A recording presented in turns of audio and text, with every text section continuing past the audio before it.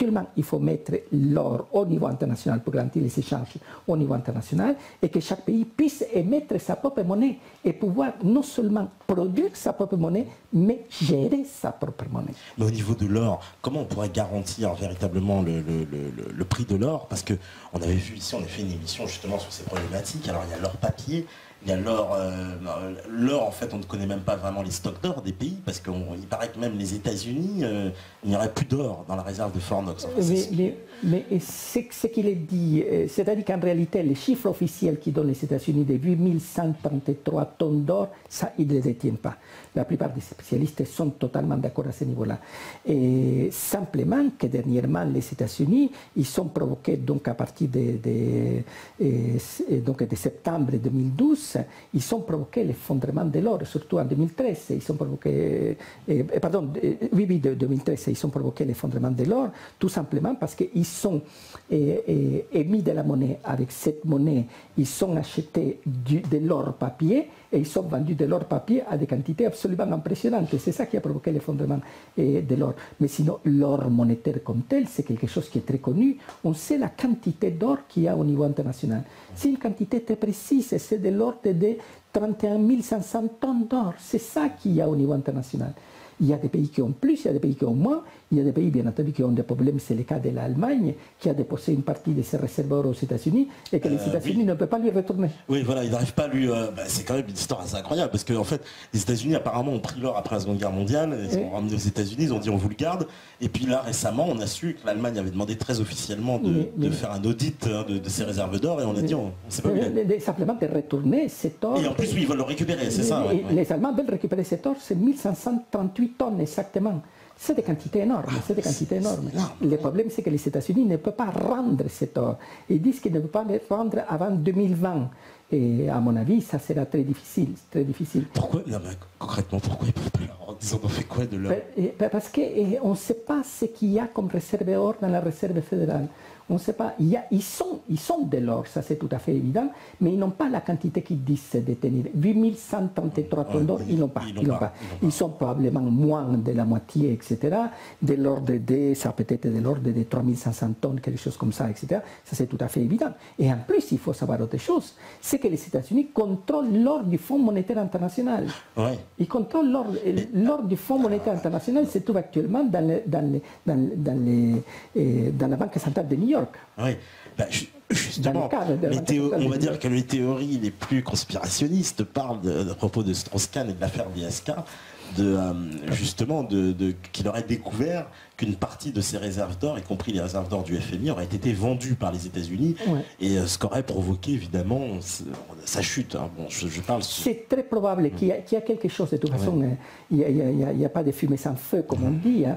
Et de toute façon, il y a quelque chose qui est en rapport avec ça, mais on ne sait pas exactement comment les choses sont passées. Mais en tout cas, les États-Unis ont exagéré terriblement avec DSK. Et ça, c'est tout à fait évident. Ils ont eu un comportement particulièrement problématique à ce niveau-là.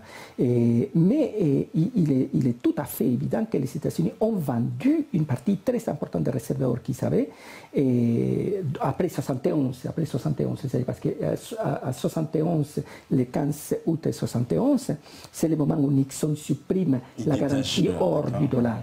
Et donc à partir de ce moment-là, il est tout à fait évident que les États-Unis vont se trouver avec des réserves qui étaient moins importantes de ce qu'ils avaient, parce qu'à la sortie de la Deuxième Guerre mondiale, ils contrôlaient les 2 tiers des réserves hors du monde. Les deux tiers de réserves hors du monde. Et c'est comme ça qu'ils sont arrivés à imposer les dollars comme la monnaie internationale. En disant, de toute façon, c'est nous qui avons quasiment tout l'or, donc notre monnaie est garantie par notre elle était garantie, mais elle va être garantie à partir de 1944, mais elle n'était pas garantie de 1933 à 1944.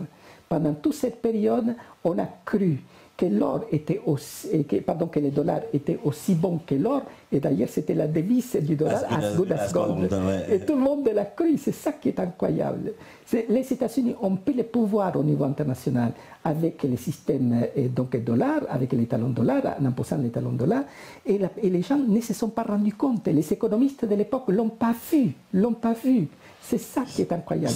Ni Keynes, ni compris quelqu'un, par exemple, comme Karl Polanyi, qui est probablement le plus critique parmi eux, etc., qui a écrit son œuvre fondamentale en 40 et 42, et en 1942, etc., et qui a vécu aux États-Unis au moment où les choses se sont passées. Parce que le moment où les choses se sont passées, c'est la loi du 5 avril 1933, la célèbre Confiscation Act, que les États-Unis interdit la possession de l'or monétaire aux États-Unis, à l'intérieur même du pays. Et à partir de ce moment-là, donc on passe à l'étalon dollar, on sort de l'étalon or, on passe à l'étalon dollar, mais c'est l'étalon dollar sans garantie or. Et après, on va passer de 44 à 71 avec le système de l'étalon dollar garanti par les réserves or des États-Unis.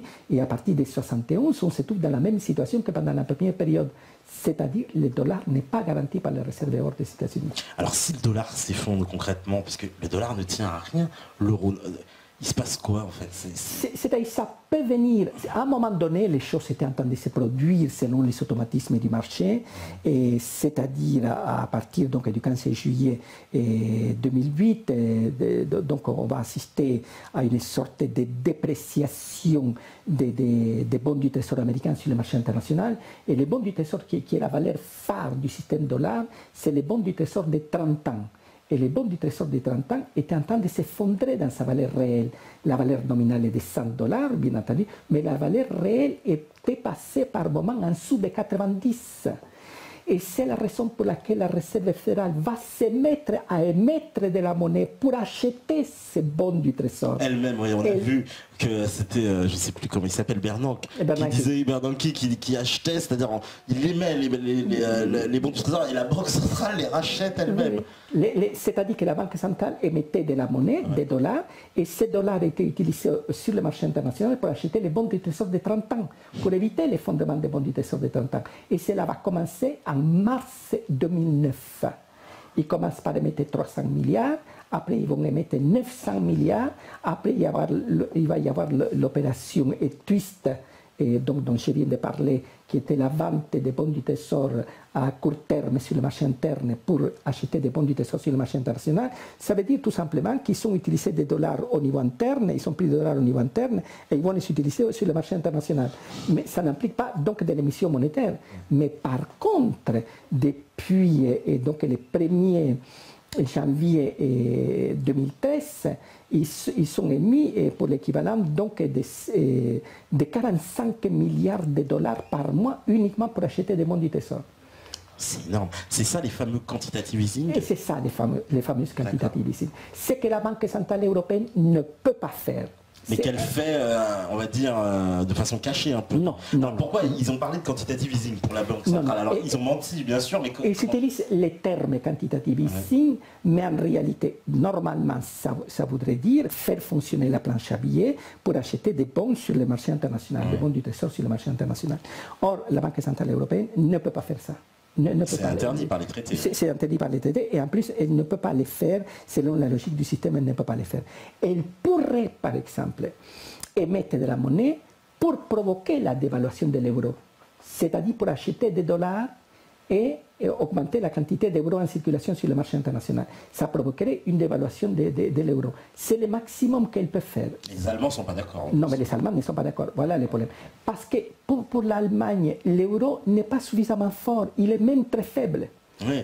Parce qu'ils sont des excédents. Vous imaginez qu'actuellement l'excédent, donc en 2013, l'excédent allemand était donc de 280 milliards de dollars, 280 milliards de dollars, presque 200 milliards d'euros en un an d'excédent. C'est quelque chose d'immense. C'est quelque chose d'immense.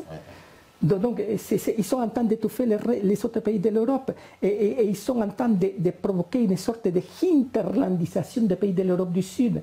C'est-à-dire que les pays de l'Europe du Sud, dont la France fait partie, On va devenir les vassaux de l'Allemagne, c'est ça nous allons être hinterlandisés, nous allons participer dans la politique de sous-traitance allemande, tout simplement. Franchement, c'est presque, j'ai envie de dire, c'était le rêve d'Hitler. C'est assouvir toute l'Europe au profit de l'Allemagne, mais là, sans tirer un coup de canon, finalement.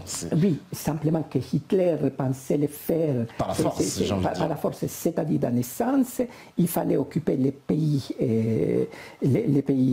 donc slaves, voilà. Exterminer la population et tout ça pour utiliser donc les matières premières pour faire de l'Allemagne la puissance industrielle comme telle, et utiliser les matières premières des pays, donc des pays slaves, d'une manière générale, parce qu'ils considèrent les pays slaves, donc les slaves comme des sous-races, etc.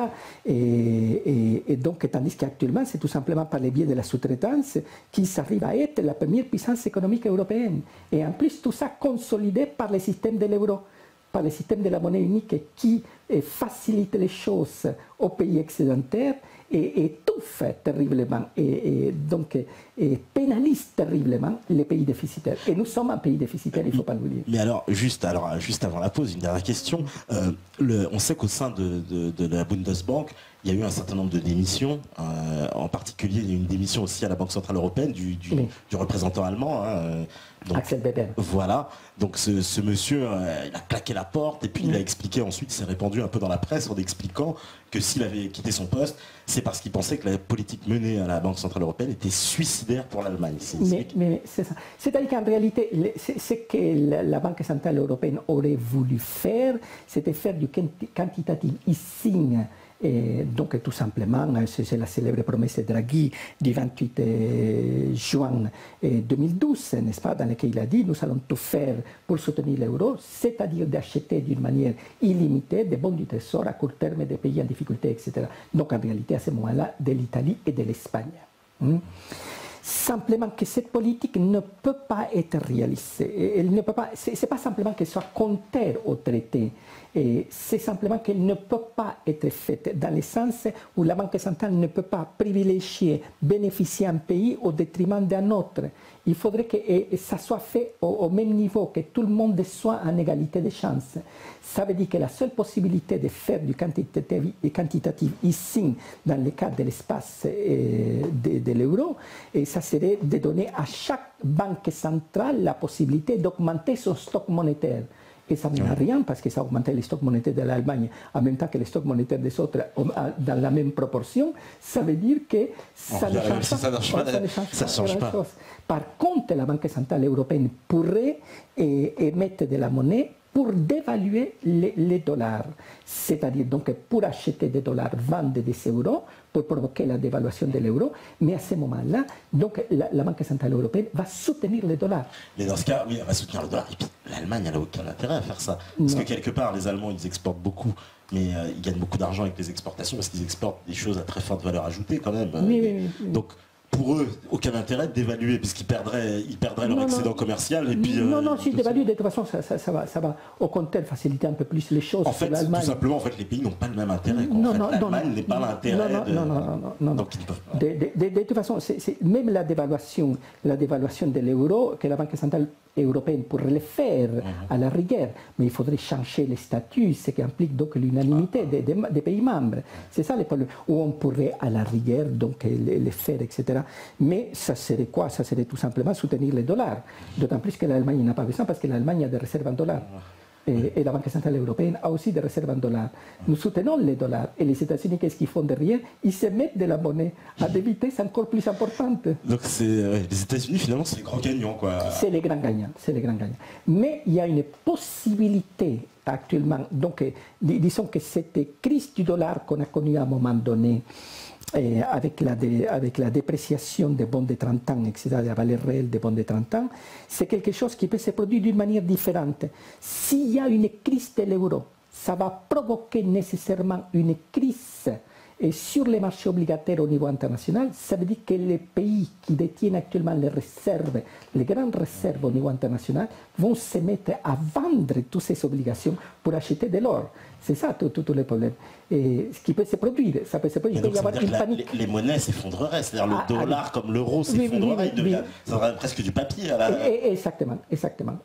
Donc ce qui va valoir, c'est l'or qui va avoir, c'est la valeur en dernière instance. Mais à ce moment-là, chaque pays pourra commencer par émettre sa propre monnaie. C'est pour ça que les pays commencent à réclamer leur or. On avait vu Chavez réclamer son or d'ailleurs à l'époque de son vivant. Bon, De Gaulle, on sait qu'il avait réclamé l'or aussi aux Américains. Il a réclamé. Il a réclamé. Il a fait venir. Il avait envoyé une frégate, à New York, on avait rendu son or, on avait rendu l'or de la France. Et il paraît que les Américains étaient furieux de cette affaire parce qu'ils disaient il faut surtout pas que ça se médiatise d'ailleurs, parce qu'ils voulaient surtout pas que ça donne des idées à d'autres.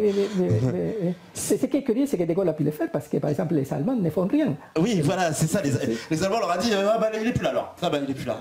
On l'a perdu. C'est 1500 tonnes, on sait pas. Ils sont quand même extraordinaires parce que pour perdre 1500 tonnes, non, parce qu'ils vont les toucher d'une manière ou d'une autre, mais on ne sait pas quand. Parce que de toute façon, s'il y a retour à l'étalon or, il est tout à fait évident que ce sont les pays qui ont des vraies réserves or qui vont se trouver dans la meilleure position au niveau international. Et l'Allemagne sera dans une bonne position à ce moment-là? Non. L'Allemagne ne va pas être dans une position aussi favorable parce qu'elle n'a actuellement que quelque chose comme 1400 tonnes d'or. Et même en dessous, parce qu'il y a la partie, par exemple, qu'elle a mis en Angleterre et la partie qu'elle a mis en France, elle n'a pas tout touché. Donc l'Allemagne n'a pas beaucoup de réserves or. L'Allemagne risque de se trouver dans une situation particulièrement défavorable si elle retourne à l'étalon or. Par contre, des pays, par exemple, comme l'Italie et la France, vont se trouver en première position. D'accord, parce qu'on a des bonnes réserves d'or. Et ce sont des pays qui ont des réserves d'or très très importantes. D'accord. Bon, écoutez, on va faire une petite pause, puis on va revenir après, parce que c'est super intéressant. J'ai vu toutes vos questions. On en posera après, parce qu'évidemment, en plus, il y a énormément de questions sur le chat. Donc, on en parlera. Il y a Pif, Roi des Rois, Zach Mérian, etc. Je vous ai vu, Sam Wang, Saint Quenel, Zeus, Freeman, Jacques, tout à l'assaut bien sûr. De toute façon on se revoit dans quelques minutes, on fait une petite pause. Si la régie est prête, on va me faire un signe, c'est super. C'est à vous la régie. Voilà, donc de retour après ce petit intermède. Donc je voyais un petit peu avec...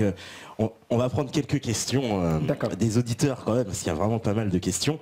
Alors on me dit des questions en plus assez basiques, c'est vrai. Par exemple, qu'en est-il des réserves d'or africaines? Où est-ce qu'elles sont ces réserves d'or des pays africains du CFA justement? Mais ils ont très peu de réserves d'or. Ils en ont très peu. Très peu. Paradoxal, parce que beaucoup d'or vient d'Afrique. Mais il faut dire que l'or monétaire est une accumulation historique. C'est une accumulation historique, c'est ce qui vient depuis la nuit des temps, etc., qui a été accumulé. Et très peu d'or a été perdu, curieusement. L'essentiel a été sauvegardé. On pense, par exemple, qu'il y a eu quelque chose comme 150 000 tonnes d'or qui ont été exploitées depuis le début de l'humanité, donc sur la Terre. Et il doit rester quelque chose comme 140, quelque chose. Ouais, en plus de ce qu'on nous disait tout à l'heure sur le chat, il y avait 137 000 tonnes d'or à peu près qui ont été extraites depuis. Donc il y en a quoi 15 qui ont disparu, en gros une dizaine. Oui, il y en a très peu qui ont disparu. Bien entendu, il faut comprendre que l'essentiel de l'or se divise en trois parties, globalement parlant. Il y a les réserves or monétaires qui existent sous la forme de lingots, des briques de 10 kilos, etc.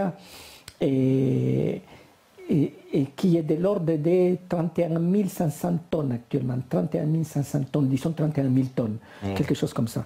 Et puis, il semblerait qu'il y aurait à peu près la même quantité sous la forme de monnaie or et de lingots, c'est-à-dire quelque chose comme donc 31 000 tonnes à peu près. Et puis le double de ça qui existe sous la forme de bijoux. D'accord. C'est à peu près ça, l'essentiel de l'or qu'on connaît actuellement et qu'on peut constater. De toute façon, c'est à peu près ça. Donc, voilà, les pays africains n'ont pas beaucoup d'or. Alors, une autre question aussi, on nous dit, est-ce que vous auriez une solution concernant la France? Et qu'est-ce que doit faire la France véritablement pour se sortir de cette soumission? C'est Scorpion qui nous demande ça. C'est de sortir de l'euro aussi. C'est sortir de l'euro. Sortir de l'euro et surtout donc supprimer toute forme de délocalisation. La délocalisation est une malédiction.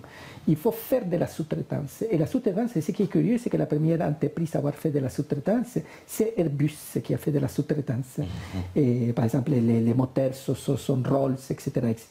Et tout ça, ça a été... tout est sous-traité.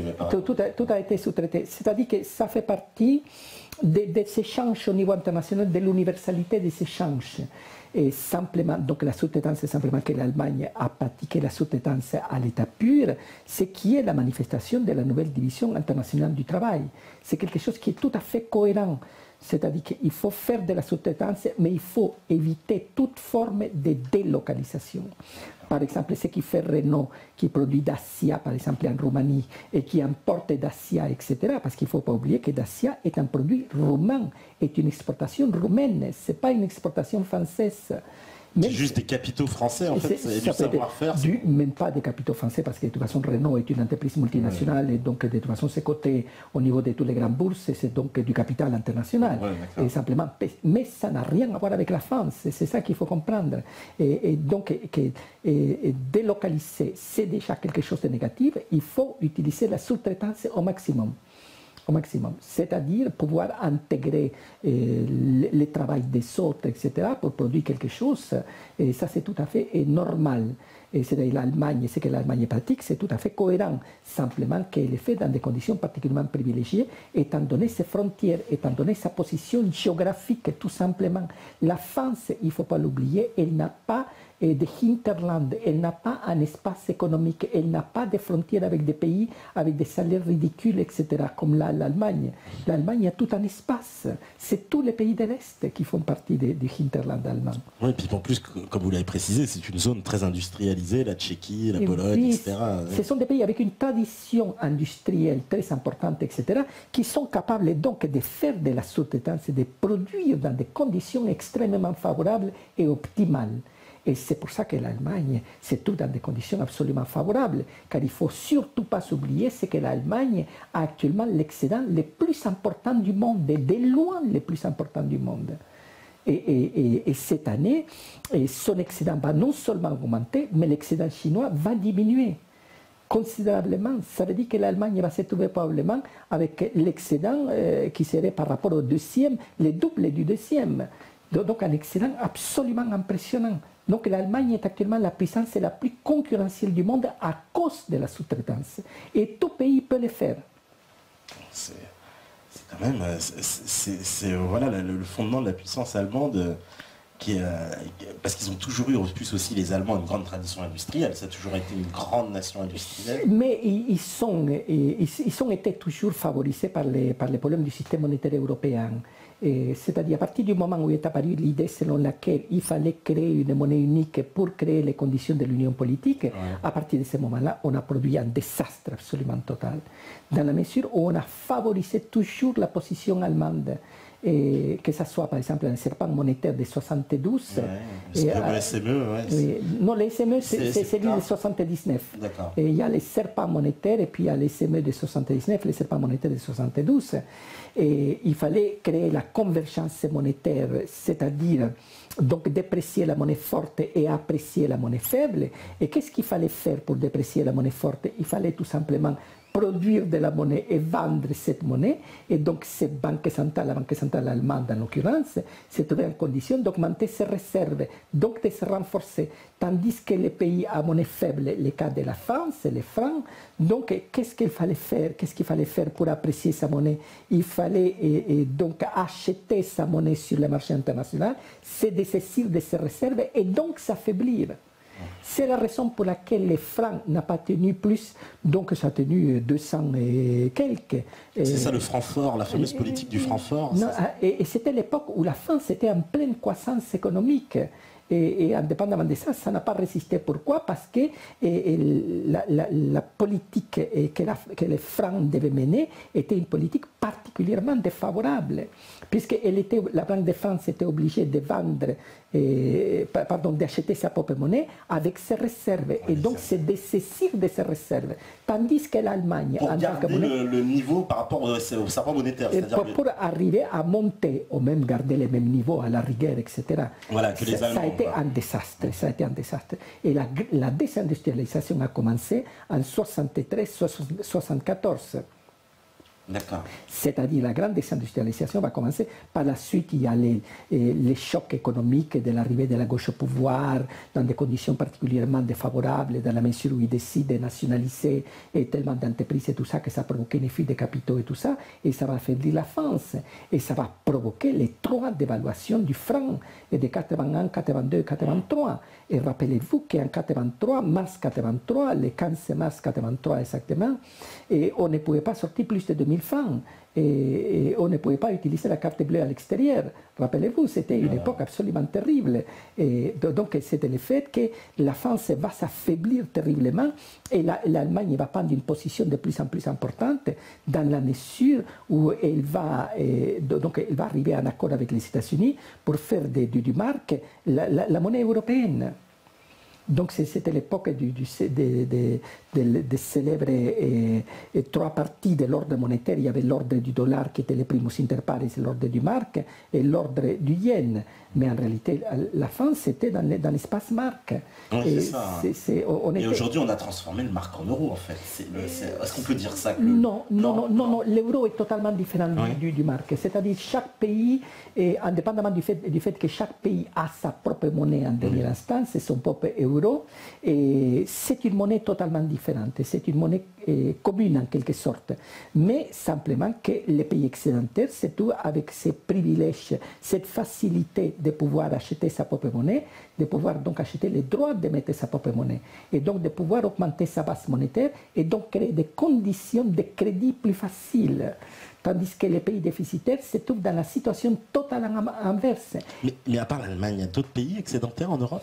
Oui, il y a la Hollande. Les Pays-Bas, d'accord. Les Pays-Bas. Et puis il y a, que curieusement on ne parle pas, il y a l'Irlande. L'Irlande, pourquoi? Parce que l'Irlande pratique depuis son entrée dans la communauté européenne, et pratique donc un impôt sur les sociétés très bas de 12,5% au moment où les autres pays étaient en moyenne à 33%. C'est la raison pour laquelle toutes les entreprises américaines, etc., se sont établies en Irlande. Oui. Et c'est la raison pour laquelle l'Irlande a une capacité d'exportation absolument énorme. Parce que la crise irlandaise n'est pas la conséquence de la dette du pays, etc. C'est tout simplement la conséquence que les banques irlandaises se sont mis à investir dans les bons pourris américains d'une façon absolument extraordinaire, qui fait qu'à un moment donné, ils se sont trouvés avec une quantité absolument colossale des bons du trésor américain. D'accord, les fameuses dettes toxiques. De la dette toxique. Et c'est ça qui va provoquer l'effondrement de l'Irlande. Parce que sinon, l'Irlande est un pays excédentaire. Pourquoi? Parce qu'ils font de la concurrence déloyale par rapport aux autres membres de la communauté. Et personne ne parle de ça. C'est ça qui est incroyable. Et c'est un pays tout petit, de 4 millions d'habitants, 4 millions et demi d'habitants, et c'est tout avec une valeur des exportations absolument considérable. D'accord, donc c'est ça le boom en plus économique de l'Irlande, parce qu'ils ont connu un boom économique. Oui, à un moment donné, c'était donc... on l'appelait le dragon d'Europe. De l'Europe, etc. C'était considérable à cause du fait qu'ils pratiquaient cette politique de concurrence déloyale par rapport à ses partenaires. Et ce qui est curieux, c'est que personne n'en parle. Et nous devrons être en condition d'égalité des chances, créer les conditions de l'égalité des chances. Or, cette égalité des chances n'existe pas. D'un côté, il y a le fait, par exemple, que l'Irlande, par exemple, pratique cette concurrence déloyale à cause de l'impôt sur les sociétés à 12,5%, au moment où les autres, par exemple, actuellement, l'Allemagne est à 15%, nous sommes à 29%, l'Espagne est à 31% et le Portugal à 33%. C'est pas possible. On ne peut pas. Vous vous imaginez déjà, c'est-à-dire pour la France, l'effet de baisser à 15% se situe au niveau de l'Allemagne avec l'impôt sur les sociétés, il va falloir réduire donc toute la politique sociale qu'il y a en France. Ouais. Alors, qu'est-ce qu'on me dit sur le chat? Alors, j'essaie de trouver des questions, mon cher, parce que Zach Mémarian, lui, il se plaint que je ne dis pas les questions, mais en même temps, il n'y a pas de questions. Enfin, vous battez entre vous. Alors, la Grèce, ouais. Est-ce qu'on on demande qu'est-ce qui va arriver à l'avenir de la Grèce? Parce que franchement, la Grèce, elle est on va dire, c'est le pire pays de l'Union européenne à l'heure actuelle. Oui, qui se trouve dans la situation la plus difficile. C'est une situation absolument détestable. C'est quelque chose d'absolument terrible. Les taux de mortalité infantile ont augmenté d'une façon absolument considérable, etc., dans les 2 dernières années. Et il est évident que la Grèce ne peut pas continuer de cette manière-là. Il va falloir à un moment ou à un autre sortir de l'euro et que chaque pays puisse retrouver sa propre monnaie et surtout provoquer la disparition de l'euro. Parce que la disparition de l'euro veut dire la fin de la dette internationale de ces pays-là. Et en plus, la fin de l'euro, c'est aussi la fin de l'Union européenne. Parce que l'Union européenne ne survivra pas à la fin de l'euro, clairement. Non. Parce que l'idée qu'il y avait à la base, c'est une idée totalement absurde. C'est de dire l'union monétaire mène à l'union politique. L'union monétaire n'a jamais produit de l'union politique nulle part. Le contraire est plutôt vrai. L'union politique mène à l'union monétaire, mais le contraire n'a jamais existé. L'union monétaire n'a jamais produit une union politique. Ce n'est pas le rôle de la monnaie. La monnaie est un produit de l'État, c'est un produit du droit. C'est très important, ça, votre définition justement de la monnaie. La monnaie est un produit du droit. En grec, Aristote le signalait très bien, en grec, la monnaie s'appelle nomisma, qui vient de nomos, droit. C'est du droit objectivé. C'est un État qui produit sa monnaie. Donc l'union politique ne peut pas être le résultat de l'union monétaire, ça n'a jamais existé et ça ne peut pas exister. Ça ne peut pas exister. Et ce qui a existé, c'est-à-dire qu'en réalité, on a cru arriver à une sorte de fédéralisme, on est en train de se trouver dans une sorte de néocolonialisme. Ça, c'est la réalité des choses. Oui. Parce qu'on devient des esclaves, finalement. Et on est en train de devenir partie du hinterland allemand. Mais pour pouvoir être hinterlandisé, c'est-à-dire être utilisé dans la concurrence pour la sous-traitance, il va falloir avoir des salaires plus ou moins semblables à ceux de la Pologne ou de la Tchéquie. Et les salaires de la Pologne, actuellement, le SMIC, c'est à 350 €.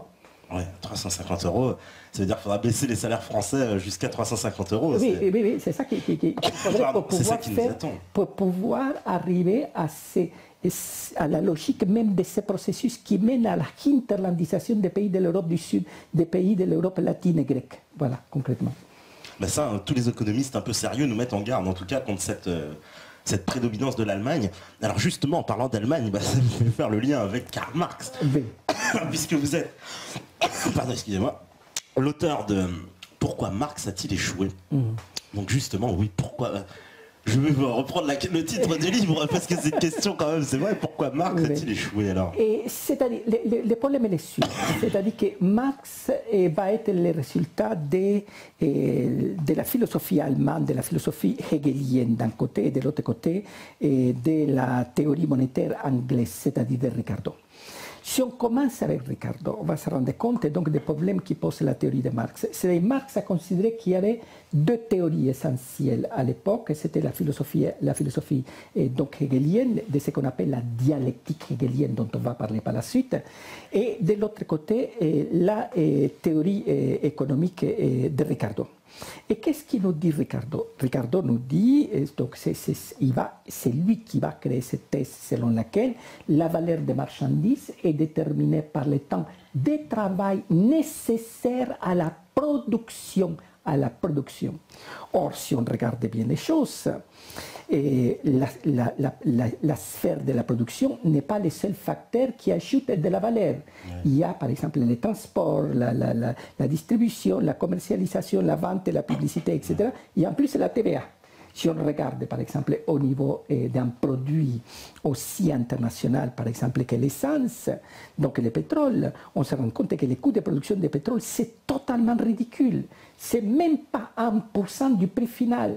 Pourquoi? Parce que dans les prix finaux, il y a les transports qui sont terriblement chers, avec des assurances pour les transports et tout ça. Il y a la distribution, la commercialisation, etc., etc.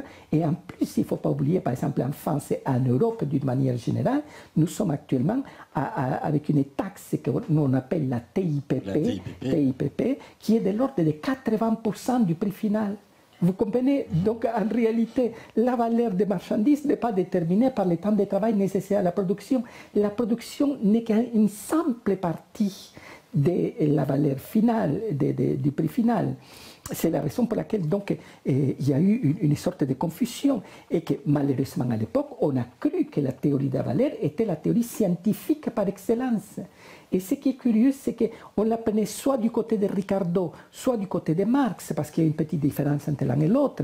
Ricardo disait que la valeur des marchandises est déterminée par le temps de travail nécessaire à la production, et Marx va ajouter socialement nécessaire à la production. C'est-à-dire que Marx va le rendre encore plus étroit, parce que lorsque Ricardo parlait du temps de travail nécessaire à la production, il parlait de la production au niveau international, tandis que Marx le ramène au niveau du national. C'est-à-dire quelque chose qui est beaucoup plus étroit. Et donc, ce qui fait que ça ne coïncide pas avec la réalité. Par exemple, Lénine, au moment où il a commencé la révolution, et donc disons fin 17 début 18, etc., la première chose qu'il va dire, c'est de dire, on constate que les coûts de production ne déterminent pas les prix finaux. Par exemple, les coûts de production de poules, par exemple, dans la campagne des temps, etc., et par contre, dans les villes, ça se vend à 10 fois la valeur et tout ça. Et donc, qu'est-ce qu'il a dit? Tout simplement, c'est le résultat du fait qu'il y a des intermédiaires qui se sucrent et qui perturbent la loi de la valeur. Donc, il a ordonné qu'il fallait exécuter tous ces gens-là. Ces gens-là ont été exécutés. Mais ça a donné quoi? Ça a donné donc le communisme de guerre, l'époque de la famine dans les grandes villes, dans lesquelles on pratiquait donc le fait de manger, c'est semblable. L'anthropophagie, ça c'était une réalité à cette époque-là. Et tout ça, pourquoi? Parce que de toute façon, il n'y a pas que la production, les sphères de la production qui déterminent le prix final. Le prix final, il y a d'autres facteurs, beaucoup plus importants, par exemple comme les transports, etc., etc., pour certains produits. Par exemple, le cas de l'essence. Les transports, c'est quelque chose d'énorme. Ce que ça coûte, les transports de ces tankers, etc., c'est quelque chose d'absolument immense. Les coûts de production, c'est tout simplement de l'aspiration, pour ainsi dire, du pétrole qui se trouve dans les centrales de la Terre. Et tout ça, c'est pas très difficile. Tandis que les transports, c'est quelque chose de cher.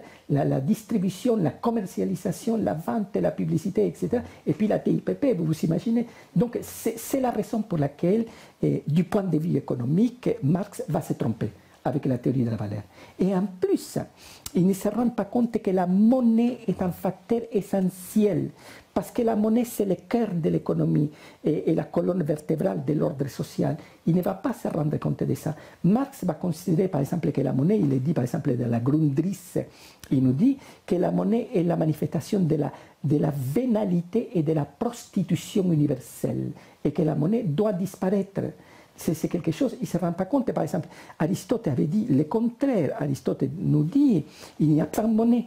À partir du moment où il y a échange élargi, il doit y avoir monnaie. Mais la monnaie est un produit du droit. C'est du droit objectivé. Et c'est la raison pour laquelle Aristote nous fait remarquer constamment, plusieurs fois dans son œuvre, nous fait remarquer que la monnaie en grec s'appelle nomisma, qui vient de nomos, droit. Et en plus, l'économie. Marx considère que l'économie était le fondement du social. Or, Aristote parle de la thèse dans laquelle c'est le droit le fondement du social. Le social, c'est du droit objectivé. Et que l'économie est un moment du droit, ikos nomos.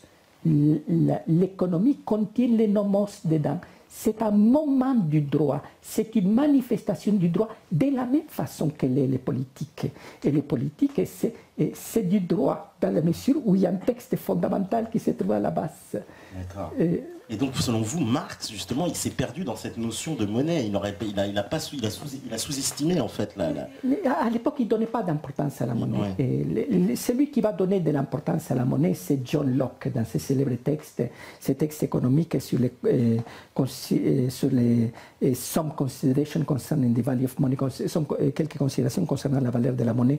Il a écrit 3 textes de base qui viennent d'être traduits en langue française dernièrement, il y a 200, quelque chose comme ça, etc.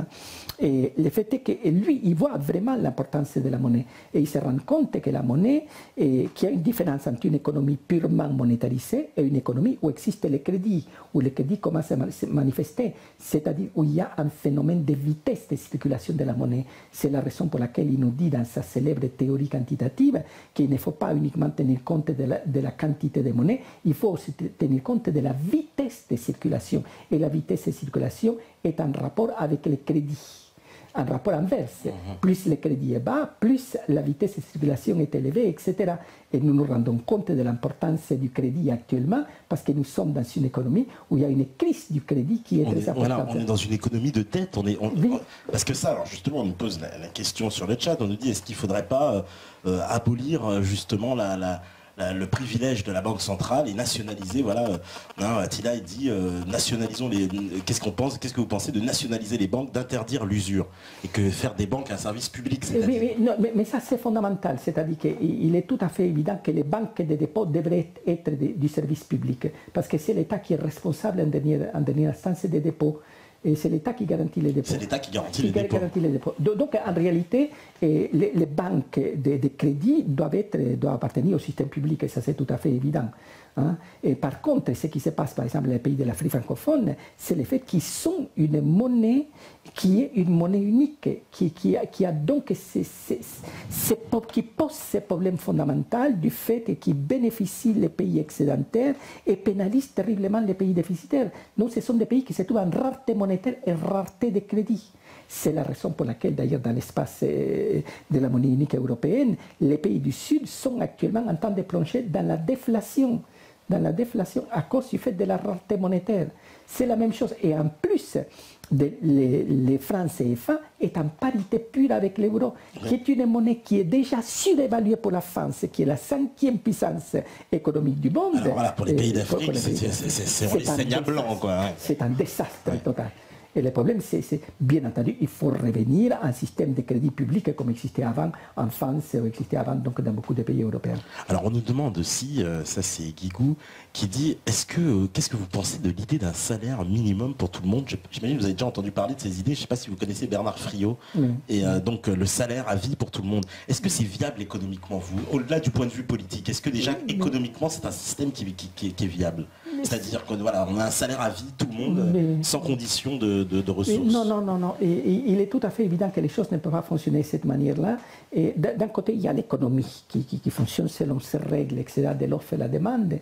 De l'autre côté, il y a l'État qui intervient, et l'État intervient selon les principes de la justice distributive, de la justice contributive et de la justice distributive. Dans le sens, donc, que, par exemple, la fiscalité, ça sert pour niveler les social. D'un côté, c'est-à-dire donc taxer les plus riches et taxer moins ou pas du tout les plus pauvres, ça c'est tout à fait évident. Et de l'autre côté, la justice distributive, c'est-à-dire l'État doit distribuer une partie des richesses créées. Et en vue de quoi? En fonction des besoins. Il doit aider ceux qui sont dans les besoins et non pas ceux qui ne sont pas dans les besoins. C'est ça tout le problème. Donc il y a depuis la nuit des temps, et depuis donc Aristote, en réalité, nous avons cette idée de l'état de justice, de l'état qui crée les conditions donc du nivellement social. C'est ça la fonction fondamentale et éthique de l'état, c'est créer les conditions du nivellement social. C'est-à-dire une sorte de niveler dans le sens donc d'éviter des disparités trop grandes entre les très riches et les très pauvres. Mais on ne pourrait pas, par exemple, justement, imaginer un système, puisque finalement, les revenus, on va dire, annexes, ils existent déjà par l'assurance chômage, le RSA, etc. C'est déjà des formes de revenus annexes distribués par l'État. Mais qui tentent à disparaître actuellement à cause de la crise, car il ne faut pas oublier. Oui, évidemment, oui. Là, nous sommes actuellement en train de vivre la fin de ce qu'on appelait l'État-providence. Et donc, on se rend compte de l'importance, de toute façon, d'une politique sociale de l'État. Mais c'est l'État qui doit assurer cette politique d'une justice distributive, c'est-à-dire d'aider ceux qui sont dans les besoins et non pas ceux qui n'ont pas besoin. Et de l'autre côté, bien entendu, la justice contributive, c'est-à-dire que les personnes qui ont des gros moyens doivent payer en fonction de ses revenus. Ça, c'est tout à fait évident. D'accord. Alors, donc, et pour revenir, on passe au problème de la dialectique hegelienne. Ah, bah, allez-y. Parce qu'il y a le fait, pourquoi Marx s'est trompé? Il n'y a pas que le problème donc de la théorie de la valeur qui pose problème. On n'a pas besoin de faire des études pour comprendre, et comme je viens de le dire, que les coûts de production ne déterminent pas la valeur finale, et que les coûts de production ne participent que sur une simple partie de la composante globale du prix final. et de l'autre côté, avoir dit, par exemple, que la monnaie est une manifestation de la vénalité, de la prostitution universelle, et qu'il faudrait supprimer la monnaie et tout ça, ça c'est totalement du délire, ça c'est donc de l'anti-économie. Parce qu'il se passe la chose suivante. Si nous essayons de réfléchir, par exemple, à Marx à partir d'Aristote, Aristote nous dit la chose suivante. Il nous dit que le droit est un produit de l'idée de la justice, donc de l'éthique. Que le droit se manifeste dans l'économie et la politique et s'objective dans la monnaie. Voilà l'idée d'Aristote. Et donc, pour lui, pour Aristote, disons, les droits, l'économie et la politique sont des instruments en vue de la création d'une finalité éthique du social, en vue donc de l'accomplissement du social. Les droits, l'économie et la politique existent en vue de ça. Tandis que pour Marx, d'un côté, il considère que l'économie est le fondement du social, sans se rendre compte que l'économie contient du droit, et que l'économie c'est du droit en réalité, c'est du droit. Et de là, le concept d'ikos nomos, le droit est là, de toute façon fait partie de l'économie. L'économie ne peut pas exister sans droit, ça c'est tout à fait évident. Alors, donc, il considère que l'accomplissement du social est le résultat des automatismes de l'histoire, des automatismes qui font, par exemple, c'est le développement des forces productives qui fait qu'on va à un niveau de production de plus en plus important, où on va vers une société de plus en plus riche, etc. Parce que l'idée de Hegel, avec la dialectique hegelienne, c'est le fait qu'il considérait que la loi de Comte, parce que la loi de Comte est à la base de toute civilisation, de toutes les grandes civilisations. Par exemple, il y a les yin et les yang, dans le cas des Chinois, etc. Vous avez entendu parler de ça. Sûr, oui. Ça, c'est tout à fait évident. Donc, toutes les civilisations ont très bien compris la loi de Comte, qui a le bien et le mal, la vie et la mort, etc., qui a les justes et l'injuste, qui a etc., etc. Donc, tous ces concepts existent. Alors, la loi de Comte a été pensée par les Grecs d'une manière, car il ne faut pas oublier qu'il y a deux bases de la culture occidentale. Il y a la civilisation grecque et il y a la civilisation hébraïque, n'est-ce pas? Ce sont les deux points d'appui de cette civilisation. Si nous revenons à la civilisation grecque considère de toute manière les phénomènes de l'accomplissement du social à partir de la loi de Comte. La loi de Comte, il les voit à deux niveaux différents. D'un côté, au niveau de la nature, c'est les positifs, les négatifs s'opposent aux positifs, soit dans l'identité, soit dans la différence, etc. D'après donc la définition qu'il donne. Soit dans la culture, et dans la culture, la loi de Comte s'oppose d'une manière différente à la loi de Comte au niveau de la nature, dans la mesure où Aristote nous dit, par exemple, que l'injuste est ce qui s'oppose au juste, soit par excès, soit par défaut. C'est donc autre chose, tandis que Hegel va introduire la loi de Comte au niveau de l'idée du temps. C'est-à-dire ce qui est s'oppose à ce qui n'est pas encore, à ce qui va devenir. Il y a le processus du devenir, il y a ces mouvements. En plus, ces mouvements du devenir, il les place dans une sorte de progression à l'infini. Il y a un mouvement de progression, de progrès à l'infini. Parce qu'à la base de l'idée de la philosophie de la nature de Kant, c'est toute l'idée selon laquelle le cosmos passe du chaos à l'ordre. Il y a donc un processus qui mène du chaos à l'ordre. De la même manière, et pour Hegel, il y a un processus qui mène de la barbarie à la civilisation. Et c'est l'idée que Marx va reprendre. Simplement, donc, disons que le devenir du monde n'est pas conditionné par l'idée, par une sorte d'idéal, par une sorte de devoir-être, comme on dit, mais est conditionné par les automatismes de l'histoire. Et ces automatismes sont liés au développement des forces productives. Parce que pour Marx, comme pour Hegel, il y avait l'idée selon laquelle tout moment historique est supérieur à celui qui le précède et donc inférieur à celui vers lequel il tend. Donc le devenir est toujours plus accompli. plus parfaite, plus pleine de lui-même, etc. Et ce qui veut dire, traduit par exemple dans le langage des modes de production marxistes, ça donne l'idée selon laquelle le capitalisme est supérieur productivement au système féodal, donc le système capitaliste est inférieur productivement au système communiste. Donc il y a une sorte d'évidence qui apparaît là. Et il n'y a pas d'évidence. Le problème, c'est que pour Marx, ce n'est pas l'idéal qui conditionne le devenir du monde, ce sont les automatismes de l'histoire. Ce que les marxistes appelaient, à l'époque soviétique, appelaient la dialectische materialistische, c'est-à-dire le matérialisme dialectique. Le matérialisme dialectique est ce processus dans lequel donc, la réalité s'accomplit. L'ordre du cosmos passe du chaos à l'ordre. Donc il y a ce processus, de la même manière, il y a ce processus qui mène de la barbarie à la civilisation. Or, en réalité, ce n'est pas ça. Ce qui est la finalité du social, c'est le résultat d'un idéal. Et cet idéal, c'est l'idée de la justice. C'est l'idée de la justice qui tend à s'accomplir dans le social. Elle tend à s'accomplir à travers les droits, l'économie et la politique. Car il ne faut pas oublier que les droits, c'est un produit de l'éthique, c'est un produit de l'idée de la justice. Et c'est donc la réalisation pleine et entière du droit de l'économie et de la politique qui doit créer les conditions de l'accomplissement du social. Alors, on nous demande, par exemple, mais comment faire pour revenir justement à une économie publique régulée par le public. Ça, c'est Bref de Jazz.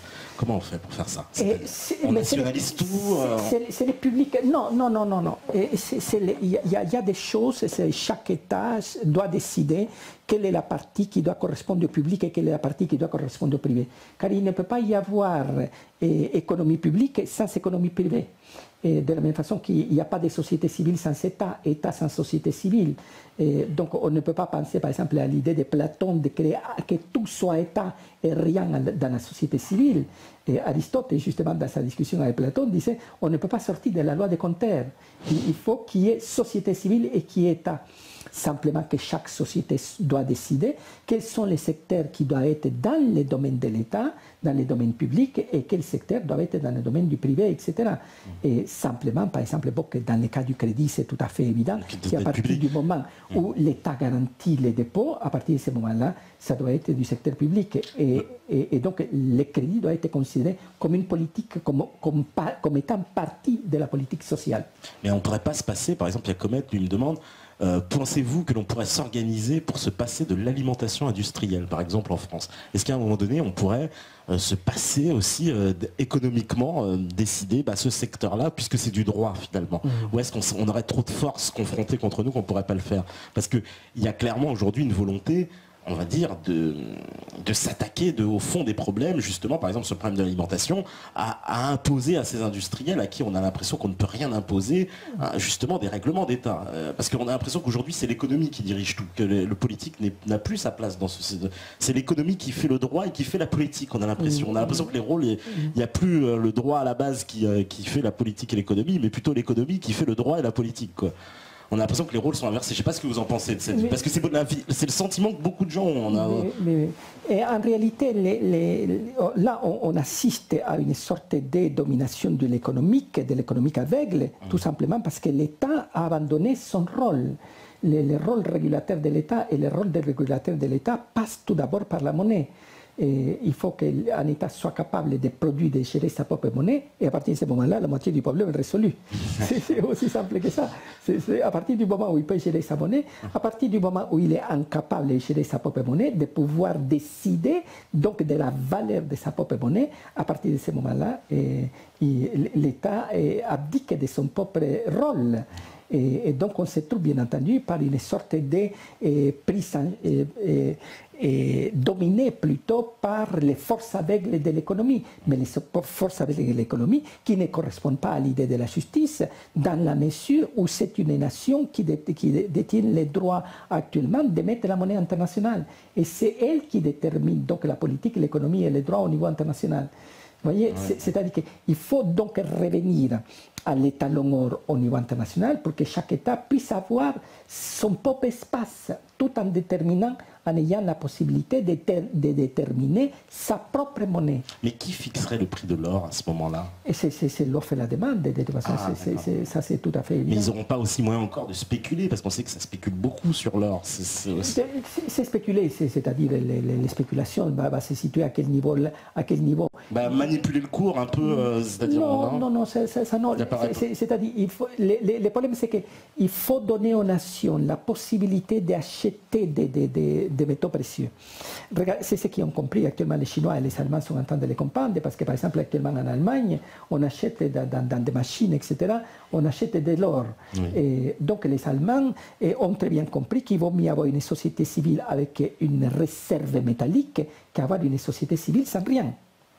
C'est ça le problème. Parce que dites-vous, par exemple, dans les pays, par exemple en Amérique latine, il est interdit d'acheter de l'or. Donc, qu'est-ce qu'ils font les gens? S'ils veulent avoir une valeur qui soit un peu plus sûre, plus ou moins sûre, etc., ils s'achètent des dollars. Et en achetant des dollars, ils soutiennent les dollars. Et donc, ils détruisent leur propre économie de cette manière-là. Il faut au contraire laisser à la société civile la possibilité de pouvoir donc garder de l'or s'il veut, pourquoi pas, etc. Et les Chinois l'ont très bien compris. Actuellement, les Chinois permettent non seulement d'acheter de l'or, mais acheter de l'argent. Donc, avoir de l'argent métal, avoir donc des réserves métalliques, car il vaut mieux avoir, comme je viens de le dire, une société civile avec des réserves métalliques qu'une société civile sans rien. Parce que si demain, il y a une implosion du système de l'euro, pour les pays où, par exemple, dans le cas de l'Espagne et le Portugal, où les achats d'or sont interdits, ne sont pas possibles tout simplement, donc ça veut dire que ces sociétés vont se trouver sans rien du jour au lendemain. D'accord, alors justement, parce que pour enchaîner avant la deuxième pause, on me demande depuis tout à l'heure, Schnapp, il me dit qu'il y a un lien de Pierre Jovanovic sur une fameuse monnaie USA-euro. Alors bon, je n'ai pas vu le lien, il m'a envoyé le lien. Je ne sais pas si vous en avez entendu parler pour 2018. Oui, non, mais c'est un projet, c'est ça? Ça va dans le marché TAFTA? Non, mais on peut créer une sorte de panier monétaire, plus ou moins. Mais le problème, c'est que si on crée un panier monétaire, par exemple, supposons, simplement pour un exemple, par exemple les dollars, l'euro et les yuan, et simplement on va donner donc à ces pays-là les droits d'émettre la monnaie internationale. Mais le problème c'est que l'euro n'a pas le droit d'émettre de la monnaie. Donc on se trouve totalement piégé. Donc de toute façon c'est artificiel, c'est donné simplement, au lieu de les donner à un seul, on les donne à trois. Mais dans ces trois-là, il faut savoir qu'il y en a un qui n'est pas viable, qui ne peut pas émettre de la monnaie. Donc il ne peut pas jouir de ses privilèges. Donc ça n'a aucun sens. Non, ça n'a aucun sens. Donc la seule chose qui a un sens, c'est le retour à l'étalon or international et que les monnaies soient déterminées par la politique économique de chaque pays. On me demande aussi, vous pensez quoi des travaux de Paul Craig Roberts sur la thèse du marxisme? Je ne sais pas si vous connaissez Paul Craig Roberts. Non. Oui, et on me demande qu'est-ce que vous pensez de sa thèse sur le marxisme et sa vision sur le jeu du dollar. Voilà. Oui, non, mais de toute façon, le marxisme est considéré donc un peu comme la science, par exemple, comme disait Sartre. C'est l'horizon indépassable de la pensée de notre temps. On continue à le penser de cette manière. Et ce qui était curieux, c'est que même Raymond Aron, dans son célèbre texte, parce que je vais au-delà, par exemple, Raymond Aron est beaucoup plus important, Raymond Aron, dans son célèbre texte, Le marxisme de Marx, il dit à un moment donné, je suis d'accord avec Sartre lorsqu'il dit que le marxisme est l'horizon indépassable de la pensée de notre temps. Et donc on a cru que le marxisme disait la vérité et par exemple, Raymond Aron lui-même considérait que la loi de la valeur était une loi scientifique par excellence. Or, il n'a pas vu que les coûts de production, la production n'est pas le seul facteur qui détermine le prix final, qu'il y a d'autres facteurs qui interviennent. Mais c'est incroyable qu'ils n'aient pas pensé à ça, parce que même au 19e siècle, c'était déjà comme... Il y avait quand même ces éléments-là. Mais le 19e siècle, à un moment donné... Keynes va sortir une blague à ce niveau-là qui est très significative. Il dit le 19e et le 20e siècle ont été conditionnés par la théorie de la valeur comme le siècle d'or a été conditionné par l'Inquisition. C'est exactement la même chose. D'accord, il avait tout compris alors. Il avait tout compris. Mais ce qui est curieux, c'est qu'il ne va pas développé cette idée. Parce qu'il n'a pas vu lui-même le problème que la théorie de la valeur était fausse à sa base.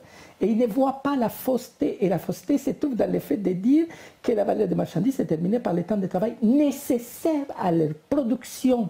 C'est la production. C'est la raison pour laquelle les ouvriers, au sens strict du terme, pour Marx, le prolétariat, est celui qui transforme la matière.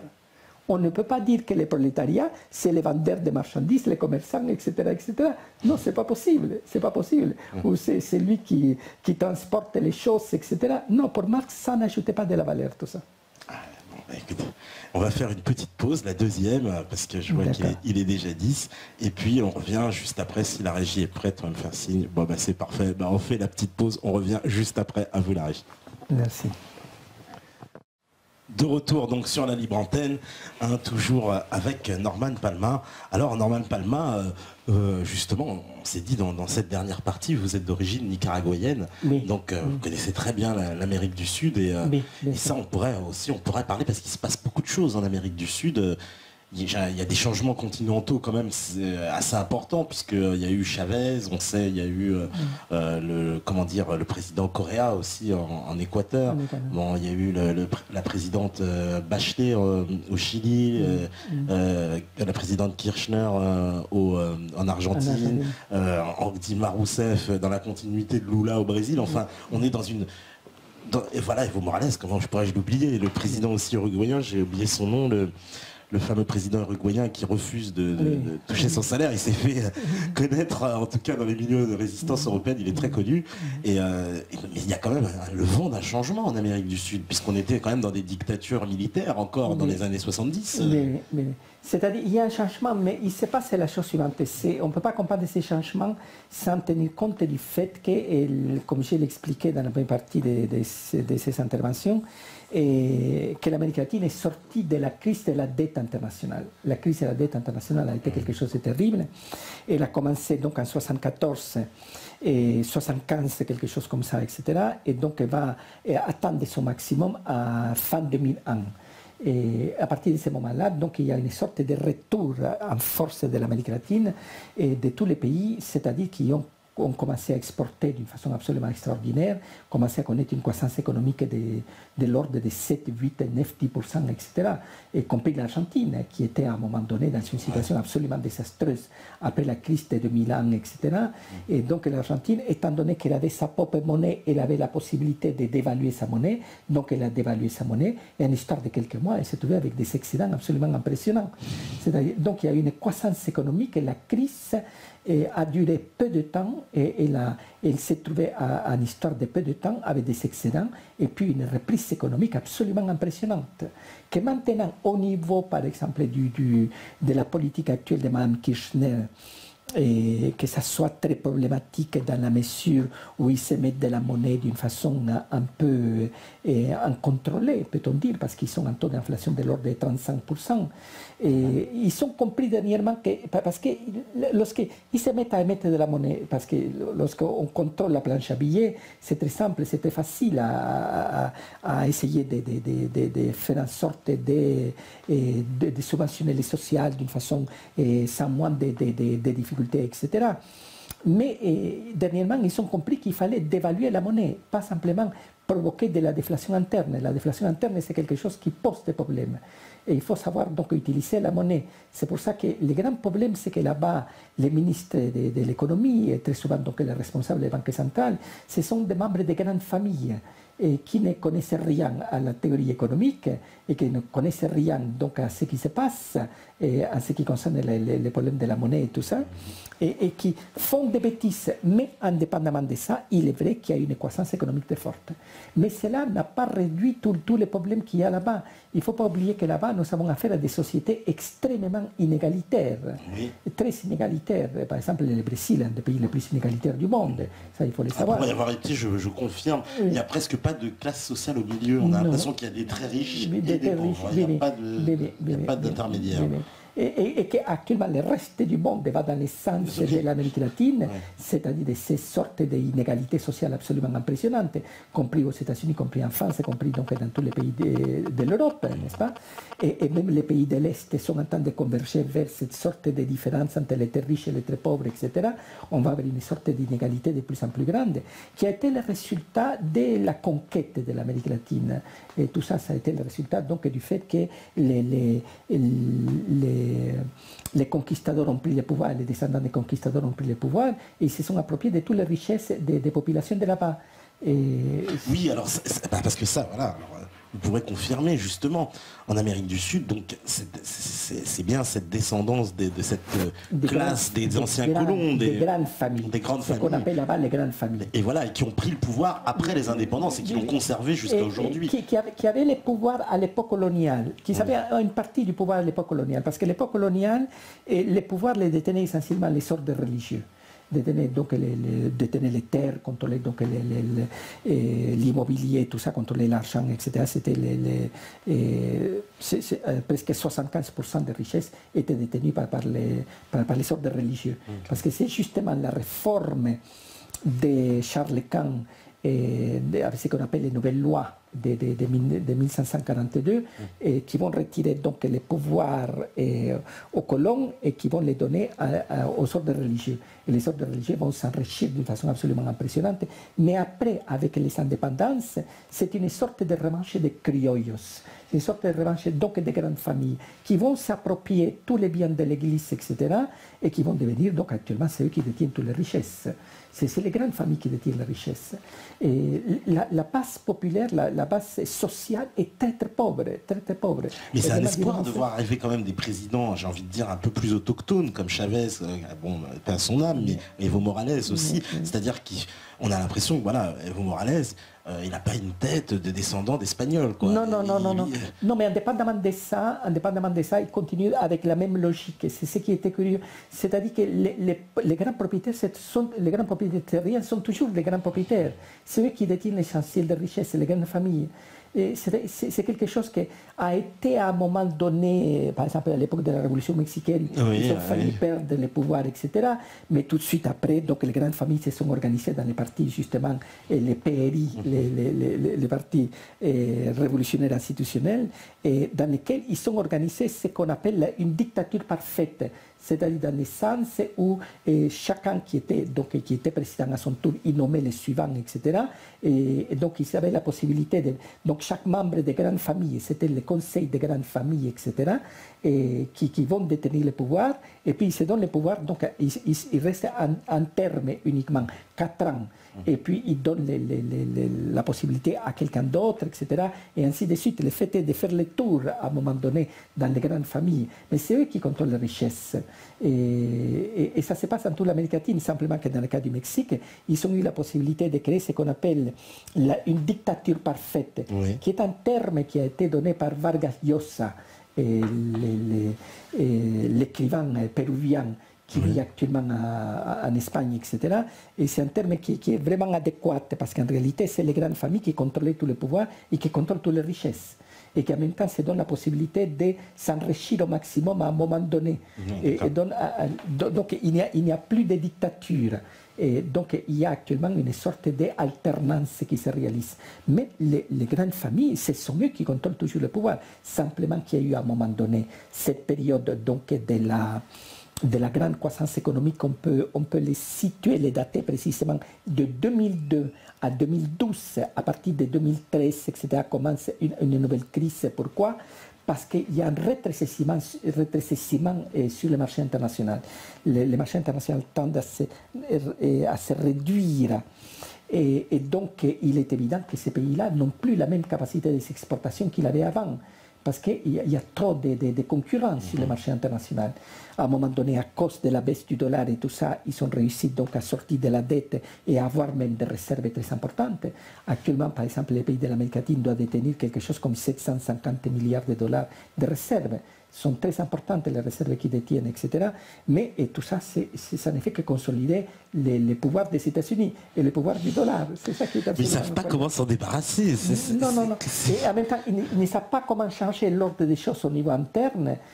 Parce qu'il n'y a pas cette idée selon laquelle il s'agit de créer donc des sociétés dans lesquelles il y a un principe d'égalité à la base. Là-bas, les populations donc, des anciens colonisés, etc., ce sont des populations extrêmement soumises et très dominées d'une façon absolument impressionnante, que ce soit la population indienne ou la population noire ou la population mélangée, etc.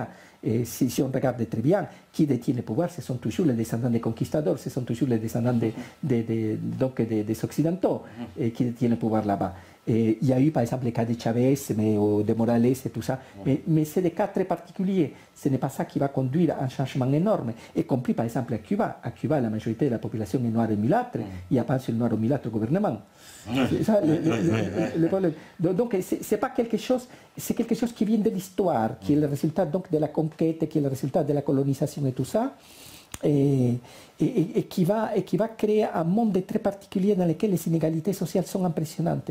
Et ça n'a rien à voir avec le problème que ce soit des types socialistes ou que ce soit des types non socialistes. Parce que par exemple, dans le cas de Cuba que je viens de dire, la population majoritaire est noire et mulâtre, il n'y a pas un seul noir ou mulâtre au gouvernement. Hein? Oui, c'est toujours, c'est toujours le même phénomène. Les descendants des conquistadors. Les descendants des conquistadors qui continuent à avoir le pouvoir et malgré les modes de production, comme on dit en utilisant les termes de Marx. De Marx, oui. Ça n'a rien changé. Non, ça n'a rien changé. C'est-à-dire que, bien entendu, il y a eu un moment donné dans lequel donc, la monnaie est en parité avec les dollars. Elle est accrochée au dollar. Accrochée au dollar. Et puis, donc, comme les dollars se dévaluent, donc les monnaies latino-américaines tendent à se dévaluer en même temps, mais en même temps, ils sont en train de dévaluer par-dessus ça. Ils sont en train de provoquer des dévaluations parce que c'est la seule façon de pouvoir être concurrentiel, parce qu'il y a une réduction du marché international, il y a un rétrécissement du marché international. Il faut savoir, par exemple, si on regarde au niveau international, il y a un indicateur très important qui s'appelle le Baltic Dry Index. Je ne sais pas si vous avez entendu parler de ça. C'est tout simplement les transports de produits secs au niveau international. Et que ce soit les charbons, les métaux, par exemple, les cafés, tous ces produits-là, n'est-ce pas, etc. Les blés, les maïs, tout ça, etc. Tous ces transports de produits secs, c'est le Baltic Dry Index, ça s'appelle. Le Baltic Dry Index a connu son maximum exactement le 20 mai 2008. Donc le maximum, et qui a été de presque 12 000 points. Actuellement, nous sommes en dessous de 1000 points. Ça veut dire donc qu'il y a un rétrécissement du marché international. Et donc les pays deviennent de plus en plus, rentrent dans une sorte de concurrence de plus en plus brutale. Et à un moment donné, les pays émergents ont réussi à s'en sortir. Pourquoi? Parce qu'il y a eu la baisse du dollar, parce qu'il ne faut pas oublier que tous les pays émergents, ce sont des pays dollarisés. Oui, la Chine est dollarisée, était un tout un tas de causes très dollarisées à un moment donné. Et donc, ces pays-là ont réussi à s'en sortir. Pourquoi? Parce que les pays développés ont été frappés par les bombes pourries américains.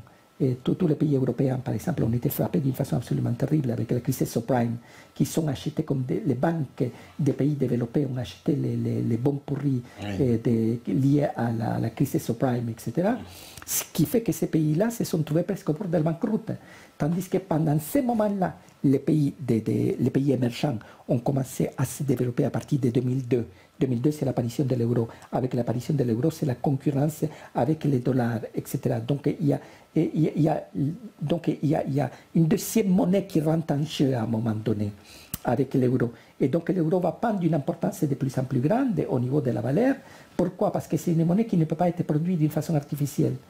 Et tandis que les dollars, les États-Unis émettent des dollars comme ils veulent. Donc, ce qui s'est passé, c'est que les pays émergents duquel font partie, les pays de l'Amérique latine font partie des émergents d'une manière globale. On dit uniquement le Brésil et tout ça, mais ce n'est pas le Brésil la première puissance économique de l'Amérique latine, c'est le Mexique la première puissance économique de l'Amérique latine. Ça, je vous l'expliquerai par la suite.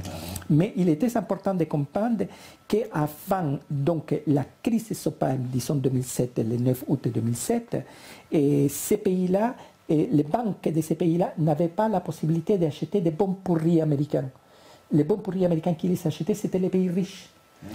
Et c'est pour ça qu'ils vont être frappés d'une façon absolument terrible par les bons pourris, y compris l'Allemagne. On était frappés, et bien entendu, les cas qu'on a parlé il y a un moment de l'Irlande, par exemple, ils ont été frappés d'une façon absolument terrible, et ils se sont trouvés, donc ils ont investi des sommes absolument impressionnantes, tandis que les pays émergents ou les pays sous-développés de l'époque, peut-on dire, et les banques n'avaient pas suffisamment de moyens pour acheter ces bons pourris. Et c'est la raison pour laquelle ils vont connaître une croissance économique qui va être très importante et à telle enseigne qu'ils ont accumulé énormément de réserves. Mais là, tout d'un coup, il y a le rétrécissement du marché international qui fait que ces pays-là doivent être de plus en plus concurrentiels. Parce que, donc, il y a la fermeture du marché international. Le marché international se réduit de plus en plus. Donc, ils ont besoin de devenir de plus en plus concurrentiels. Et ils ont cru qu'ils étaient très concurrentiels jusqu'à 2012. Et 2013 a été une année très difficile pour les pays latino-américains. Parce qu'ils ont commencé donc à avoir des déficits au niveau de la balance commerciale. Et donc, à partir de ce moment-là, ils sont maintenant en train de réagir, en train de dévaluer leur monnaie et tout ça, pour rester concurrentiels. Et c'est là où certains pays n'ont pas maîtrisé les choses. Par exemple, certains pays ont émis plus de monnaie de ce qu'il fallait. C'est le cas du Venezuela et de l'Argentine. Oui. Et au lieu d'utiliser, donc, simplement d'évaluer la monnaie, et donc utiliser la dévaluation, mais pas l'inflation. Parce que l'inflation, c'est simplement une émission monétaire au niveau interne. Tandis que la dévaluation, c'est vendre de la monnaie au niveau international. Vendre sa monnaie pour acheter des dollars. Donc, ça, certaines banques centrales des pays latino-américains l'ont fait d'une façon adéquate, l'autre ne l'ont pas fait. Mais en tout cas, il y a actuellement un moment difficile, c'est-à-dire à cause de ce rétrécissement sur le marché international. Et sinon, pour le reste, bien entendu, on se trouve avec le même phénomène, c'est-à-dire le fait que les pays européens du Sud, c'est la partie la plus fragile de l'économie internationale, parce que ce sont les pays qui ont le moins de possibilités de pouvoir devenir concurrentiels sur le marché international. Donc ce sont les plus fragiles, quoi. Les plus fragiles, oui. Nous sommes dans la partie la plus fragile actuellement, donc dans la partie de l'Europe du Sud. C'est la partie la plus fragile. Tandis que les pays émergents sont en train de s'en sortir à cause de la dévaluation. Ils essayent de dévaluer petit à petit leur monnaie pour rendre donc leurs produits beaucoup plus concurrentiels. Et donc la Chine est en train de le faire aussi, commence à le faire très doucement. Mais depuis le début de l'année, le yuan s'est déprécié de 2,5% par exemple, déjà par rapport au dollar. Ce qui veut dire donc qu'il y a cette tendance. Hein. Et sinon, je vous disais que le Brésil n'est pas la première puissance économique latino-américaine. La première puissance, c'est le Mexique. Parce qu'il faut le regarder, la puissance économique d'une nation, et il faut le regarder par rapport à la valeur des exportations. C'est la valeur des exportations qui est l'indicateur le plus précis et qui existe depuis l'époque classique. Parce que si on regarde, par exemple, les PIB, bien entendu, le Brésil a un PIB supérieur au Mexique. Pourquoi ?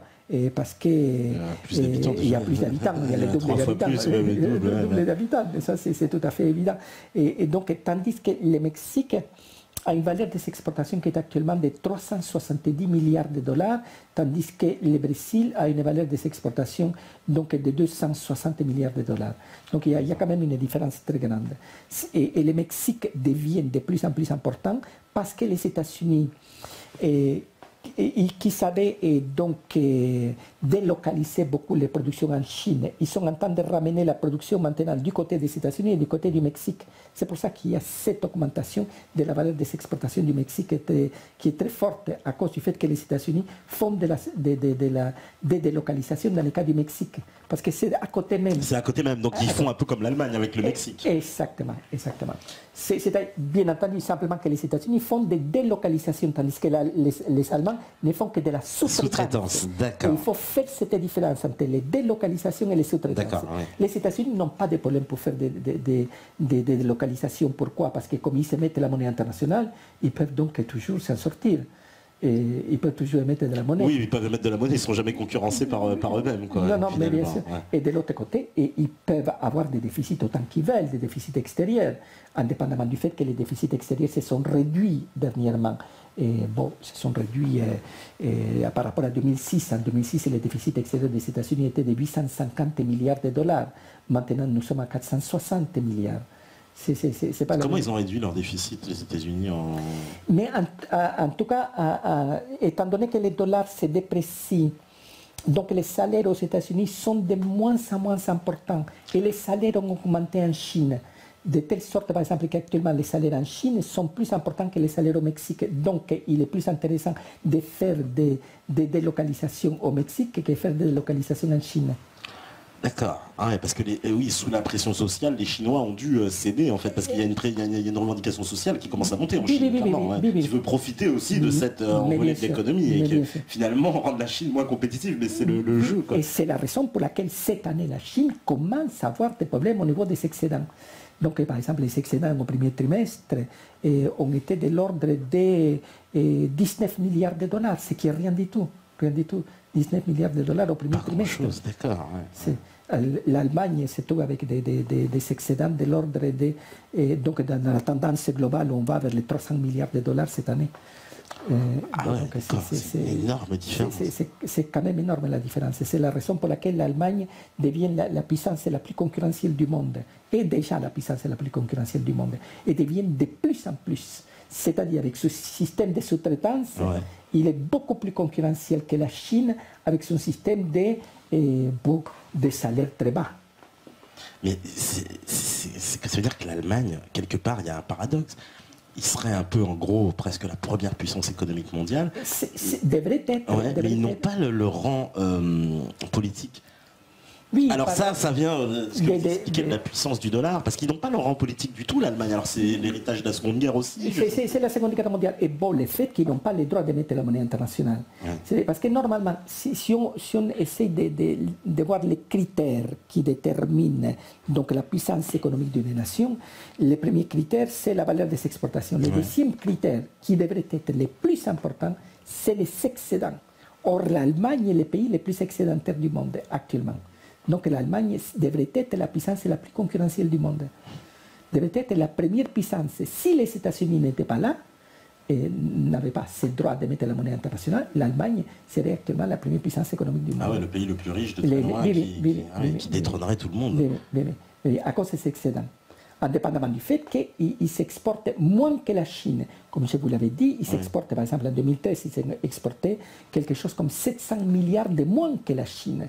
Ça veut dire donc que la puissance concurrentielle de l'Allemagne est impressionnante. Donc elle devait être la première puissance économique du monde. Simplement, bien entendu, qu'ils n'ont pas les privilèges du dollar, parce que les privilèges du dollar, c'est ça qui donne aux États-Unis le rôle qu'ils détiennent dans le monde, parce que les États-Unis ne sont pas les premiers exportateurs du monde. Le premier exportateur du monde, c'est la Chine. C'est la Chine, oui. C'est la Chine, avec 2210 milliards de dollars en 2013. Après viennent les États-Unis avec 1575 milliards de dollars.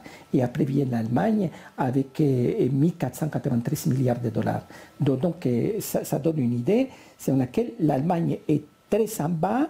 Des trois, c'est les pays donc qui exportent les moins, mais indépendamment de ça, c'est le premier excédentaire du monde, la première puissance excédentaire du monde. Ah oui, parce qu'en plus, il y a ce qu'on exporte, parce que finalement, j'ai envie de dire, les Chinois, ils nous exportent des marchandises à bas coût, machin, alors que l'Allemagne exporte des hautes technologies, non? Ça a un rapport aussi. Mais les Chinois commencent à exporter de la technologie aussi. Ils se sont en train d'exporter de la technologie de plus en plus. Si on regarde, par exemple, je sais pas, que ce soit les tablettes ou des trucs comme ça, les téléphones portables et tout ça, etc.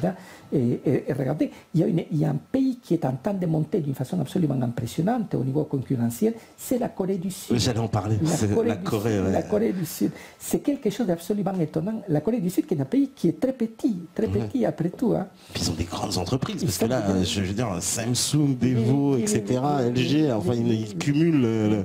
Et ils sont donc, parce que dans l'ordre, on a tout d'abord par la valeur des exportations, si on regarde ces critères, qui est le critère le plus important, bien entendu, tout ça c'est perturbé par les privilèges des États-Unis.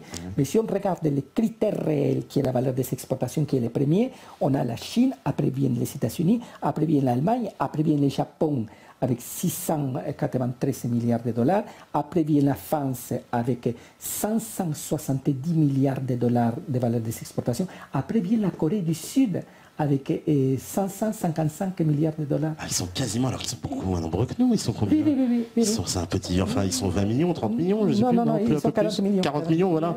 Ouais. Ah oui, d'accord, donc c'est un pays très puissant. C'est très puissant. Et qui s'est développé ultra rapidement parce que, enfin bon, moi j'ai fait de modestes études d'économie et puis on y apprend que la Corée du Sud en 1960, elle est un PIB équivalent à celui de la Côte d'Ivoire. Oui. Et aujourd'hui, bon, bah, elle dépasse toute l'Afrique réunie, je crois. Ah oui, de loin. C'est actuellement la 6e puissance économique du monde. Et si on la regarde, par exemple, par rapport à l'Angleterre, l'Angleterre, c'est donc... l'Angleterre, c'est 430 milliards de dollars. C'est très en bas. Ah oui, encore moins que la France. Ils n'exportent plus rien, en fait. Les Anglais font que de la finance, c'est ça, il n'y a plus rien, quoi. Mais non, par rapport à la valeur des exportations, en plus, ils ont un déficit commercial extrêmement important que les Anglais ne devraient pas avoir parce qu'ils ont la possibilité de contrôler leur monnaie, mais ils ne font rien pour déprécier leur monnaie. Oui, parce que ça, c'est un grand tabou en Angleterre. On n'aime pas que la livre soit trop basse. Alors pourquoi, d'où ça vient, ça? Dans l'histoire des pays, on sait qu'il y a des traditions comme ça. Alors chez les Anglais, je sais, oui, la livre, il faut absolument qu'elle soit forte. Ils ne veulent pas d'une livre qui soit dépréciée, alors qu'en fait, vous nous expliquez que ce serait peut-être une solution pour l'Angleterre. Mais pour l'Angleterre, de toute façon, ils ont la possibilité de contrôler la valeur de leur monnaie, donc ils pourraient déprécier. Ils ne déprécient pas. Bon, ils ont eu l'intelligence de mettre de la monnaie pour acheter des bons au niveau interne, pour réduire la dette la dette en livres, etc. Mais ils n'ont pas eu l'idée, jusqu'à présent, d'évaluer leur propre monnaie, qui pourraient le faire. De toute façon, ils ont les moyens de le faire. Tout pays qui détient la souveraineté de sa propre monnaie peut déprécier sa propre monnaie. Ce qu'ils font, par exemple, les Coréens du Sud, ils déprécient leur monnaie petit à petit, très lentement, etc. De telle sorte qu'ils sont, grâce à cette politique monétaire, ils sont un responsable de la Banque centrale sud-coréenne, qui est quelqu'un qui a très bien compris le problème. C'est qu'il faut déprécier la monnaie, parce que la dépréciation, c'est une dépréciation concurrentielle. On dit toujours dépréciation concurrentielle, dévaluation concurrentielle. On avait reçu ici un autre économiste africain, c'était Nicolas Gbou, et il vous rejoignait, mais alors totalement dans cette analyse, parce qu'il avait justement mis en comparaison la Corée et la Côte d'Ivoire aussi, en précisant que justement la monnaie coréenne était fortement dévaluée par rapport au dollar, bien plus que le franc CFA, et que pourtant... Non, le franc CFA est surévalué. Oui, non, mais justement, voilà, c'est ça qu'il disait. Il disait que le franc CFA était totalement surévalué par rapport au dollar, et que justement, ça n'empêche pas que la Corée était beaucoup plus riche que la Côte d'Ivoire, et que c'était incomparable parce que justement, on jouait bien de cet instrument monétaire, alors qu'en Côte d'Ivoire, c'est une folie. Enfin, le franc CFA, c'est une folie, un suicide. C'est un suicide, et c'est le terme qu'il faut utiliser. C'est une folie, totale. Et tandis que la Corée du Sud, qui est le seul pays qui a eu cette intelligence, c'est de déprécier tous les ans leur monnaie un tout petit peu par rapport au dollar, etc. Mais ils ne laissent jamais le dollar de rester à la parité du dollar. Ils restent à une parité inférieure. Et bien entendu, comme ça, ils ont réussi à devenir un des pays les plus concurrentiels du monde. Si on le regarde du point de vue de la quantité, du poids démographique et tout ça, et de la petitesse du pays, c'est un pays tout petit. Donc c'est une politique intelligente. Comme quoi on peut mener une politique monétaire intelligente. Absolument, mais il faut avoir les moyens. Les moyens, et qu'elles soient adaptées en fait au pays, aux caractéristiques économiques, historiques, culturelles du pays. Chaque pays, de toute façon, peut avoir un banquier central qui peut être suffisamment intelligent pour pouvoir comprendre les choses. C'est aussi simple que ça. N'importe quel pays est capable de pouvoir demain être une puissance économique, à condition de pouvoir gérer sa propre monnaie. Parce que je vois par exemple, parce que quand on parlait des tabous monétaires, il y a un grand tabou monétaire connu en Europe, c'est celui de l'Allemagne, qui tient absolument une espèce de rigueur absolue, on le sait, de la Bundesbank et des dirigeants allemands, parce que selon eux, enfin on va dire dans l'histoire allemande, on se dit que c'est la dévaluation monétaire des années 30 et l'hyperinflation qui a fini par amener Hitler au pouvoir, Hitler étant une conséquence un peu de cette situation catastrophique. Et donc les Allemands en font presque une religion d'avoir des comptes absolument sains, une monnaie qui est tenue avec rigueur. La Bundesbank, on sait qu'elle est... C'est un tabou presque chez les Allemands d'avoir une monnaie forte. Alors qu'on n'a pas du tout chez nous, parce qu'on n'a pas connu en France, par exemple, une hyperinflation comme ont connu les Allemands. Mais par contre, la France a eu à l'époque la possibilité de dévaluer sa propre monnaie, indépendamment du fait de la situation très difficile dans laquelle les choses ont été faites. Oui. Parce que, par exemple, donc, les francs s'est dévalué, par exemple, en 81, 82, 83, les dévaluations donc, de l'arrivée au pouvoir de la gauche et tout ça, de la gauche unique qu'on appelle. Oui. Et c'était des conditions très difficiles dans lesquelles ces dévaluations se sont produites. Mais ça a permis quand même de pouvoir s'en sortir. Et, tandis qu'actuellement, nous n'avons pas la possibilité de dévaluer, donc nous n'avons pas la possibilité de s'en sortir. La seule possibilité qui reste, qu'on dit au niveau officiel, c'est justement la dévaluation interne. Mais la dévaluation interne implique une sorte de contraction brutale de la demande globale au niveau interne. D'accord. Alors justement, il y a aussi une question qu'on pose depuis tout à l'heure. On demande si la France doit sortir de l'euro. Oui. Déjà, est-ce que vous confirmez, parce que bon, en France, c'est une question qui est traitée par un certain nombre d'hommes politiques, il y en a beaucoup qui nous assurent que c'est très facile et que finalement, on pourrait très bien sortir de l'euro, décréter un nouveau franc, et puis au fur et à mesure, on changerait tout simplement les billets, les nouvelles valeurs, etc. Mais que c'est pas compliqué techniquement. Non, ça prend une semaine pour le faire. Voilà, c'est quelque chose. C'est parce qu'on présente aux gens comme si c'était l'apocalypse, alors que pas du tout, on pourrait changer de monnaie. Nous sommes dans l'apocalypse. Voilà, les gens sérieux disent ça aussi, ils disent c'est l'apocalypse, c'est ce qu'on fait là, et si on continue, on va vraiment revenir dans l'enfer total. Oui. On va arriver dans la situation de l'Espagne, et pire que l'Espagne de toute façon. Parce que là, pour le moment, les choses tiennent à cause du fait de la promesse Draghi et tout ça que nous avons parlé. Oui. C'est-à-dire du fait que, donc en principe, on garantit européenne va garantir les obligations donc, italiennes, espagnoles et tout ça, etc., maintenant grecques et tout le reste, etc. Mais ça va terminer tout ça.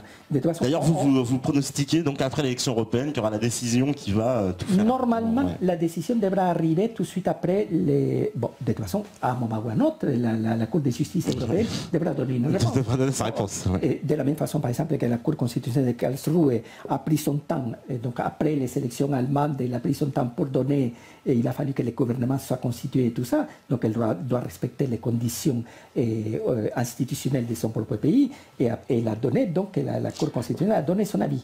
Elle a donné un avis négatif. Et donc là, c'est la Cour de justice européenne qui doit trancher sur cet avis de la Karlsruhe. Mais la Cour de justice européenne, il y a quand même un problème, c'est qu'ils sont des fonctionnaires payés par Bruxelles quand même. Oui, non, mais c'est secondaire. De toute façon, c'est eux qui doivent donner les... Ils sont jugés partis un peu, j'ai envie de, si j'ose dire. Mais de toute façon, ils ne peuvent pas, parce que si on regarde les textes, les choses sont d'une... Ils seront obligés de spécifier le texte et de dire que le droit interdit effectivement de faire ça. Voilà. C'est simplement les textes. C'est les textes, c'est rien d'autre que les textes. C'est pas un problème, c'est pas le fait de prendre parti pour telle ou telle chose. Ouais. De toute façon, si demain il disait que la Banque centrale peut émettre, à partir de ce moment-là, la Cour de constitutionnelle allemande peut dire donc notre gouvernement ne participe pas. Donc on se retire. Donc on se retire. Ce qui veut dire la fin de l'euro. La fin de l'euro, mais est-ce que les Allemands, on m'a posé tout à l'heure aussi la question, est-ce que les Allemands ils seraient capables de sortir de l'euro, mais un peu, j'ai envie de dire, puisque comme disait, alors c'est Stigler, le prix Nobel d'économie, qui disait ceux qui partiront les premiers de l'euro s'en sortiront le mieux. Et donc, selon lui, justement, c'est les pays qui s'en sortiront le mieux, c'est ceux qui vont sortir de l'euro en premier. Mais est-ce que l'Allemagne ne pourrait pas nous préparer un sale coup? Parce que moi, ça fait plusieurs années maintenant que je vois des articles passer sur Angela Merkel qui préparait, on va dire, un nouveau Deutschmark. Avec les autorités bancaires allemandes, mais évidemment tout ça un peu dans le grand secret, etc. Est-ce que vous avez eu vent de ça, non, vous aussi? Non, tout le monde en parle. Tout le monde en parle, mais vous pensez que c'est une rumeur? Ils sont capables de le faire à n'importe quel moment. À n'importe quel moment, ils n'ont pas besoin en fait de se préparer. Ils peuvent le faire comme ça. Oui, ça, ils n'ont aucun problème. Parce que ce qu'il faut comprendre, c'est qu'actuellement, il faut absolument sortir de l'euro et de toute façon, il faut sortir, quelles que soient les conditions, il faut sortir le plus vite possible. Parce que comme dit Stiglitz, le premier qui va sortir, c'est lui qui va être gagnant, de toute manière. Disons qu'il aura une possibilité de pouvoir contrôler la réalité, sa propre réalité. Ça, c'est tout à fait évident, parce qu'actuellement, ce qu'il faut, c'est sortir, quelles que soient les conditions. Il ne s'agit même pas d'arriver à un accord. Parce que, comme on dit dans les langages des pilotes, on dit any landing is a good landing. C'est-à-dire tout atterrissage est un bon atterrissage. Et c'est ça qu'il faut comprendre. Que quel que soit l'atterrissage, quelles que soient les conditions, il faut sortir, simplement. Il faut sortir. Donc, voilà, je vois l'heure qu'avance, donc on va bientôt conclure, mais justement, donc la solution, clairement, il faut sortir de l'Union européenne pour sortir de l'euro, reprendre notre souveraineté monétaire en main. Il faut simplement sortir de l'euro après, petit à petit, de toute façon les choses... Oui, mais juridiquement, on ne peut pas sortir de l'euro sans sortir de l'Union européenne. Ça pose un problème. Parce qu'il n'y a rien qui est prévu pour sortir de l'euro. Ça, même la Commission l'a précisé, l'a rappelé, puisqu'à un moment donné, on se rappelle qu'il y avait Angela Merkel qui disait oui, on va sortir la Grèce de l'euro. C'était un peu une menace dans le vent, si j'ose dire. Et puis, la Commission européenne a rappelé un texte en disant mais de toute façon un pays ne peut pas sortir de l'euro sauf en sortant de l'Union européenne. Donc il n'y a pas d'autre solution. Mais de toute façon la sortie de l'euro, par exemple un pays comme la France, implique la fin de la communauté européenne. C'est terminé. C'est le jour où on dit on sort de l'euro, tout s'effondre immédiatement. Donc la France récupère donc ses frontières, etc.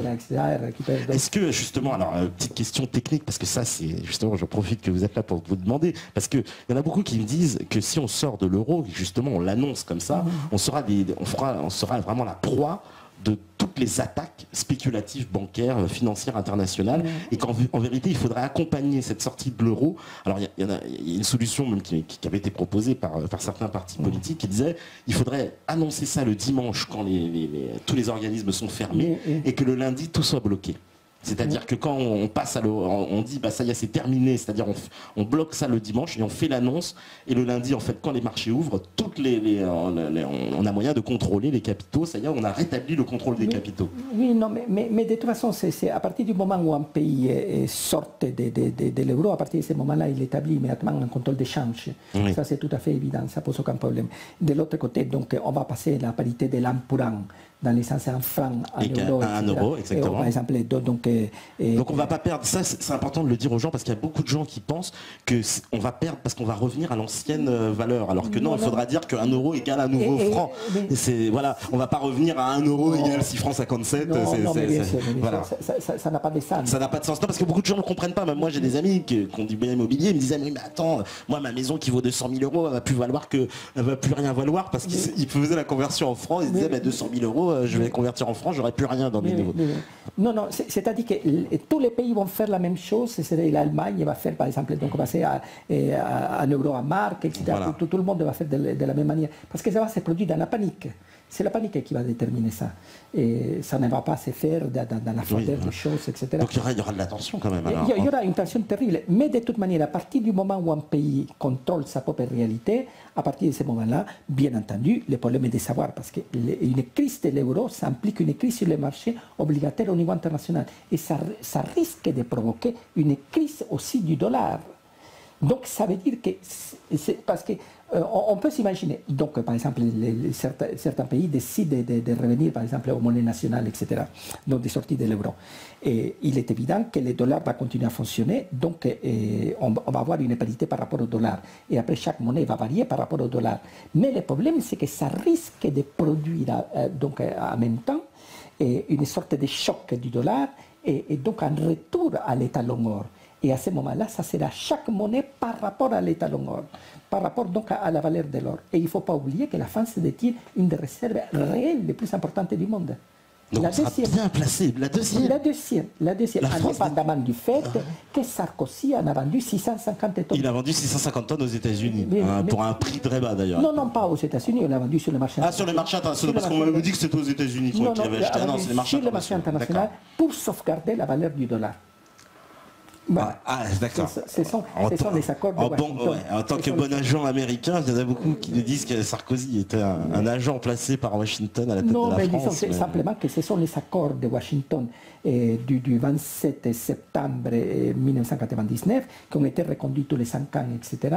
Et donc c'est à partir de 2004 que Sarkozy en a vendu tout ça, de septembre. Mais c'est juste quand il a fait un passage éclair au ministère de l'économie en plus. Oui, il était ministre de l'économie, mais à l'époque Chirac était totalement soumis à lui. Rappelez-vous. Oui, bien sûr.